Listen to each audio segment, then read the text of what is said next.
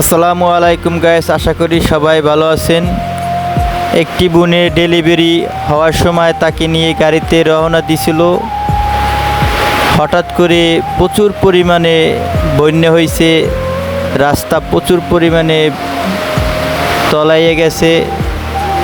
কিভাবে সেই বোনটাকে বাঁচাইছে সবাই ভিডিওতে দেখেন, যে কিভাবে বোনটাকে বাঁচাইছে। সবাই এই বোনটার জন্য দোয়া করবেন, বেশি বেশি লাইক দিবেন, বেশি বেশি শেয়ার করবেন।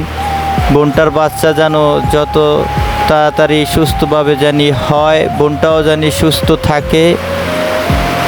সেটা বলার মতো না, এত পরিমাণে যে পানি উঠছে আর এত পরিমাণে যে পানির তোড়, সেটা দেখেই বোঝা যায় যে কি পরিস্থিতি ওখানে হয়েছে।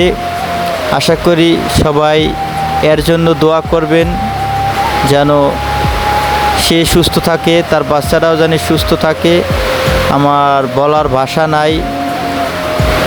আসসালামু আলাইকুম, সবাই ভালো থাকেন।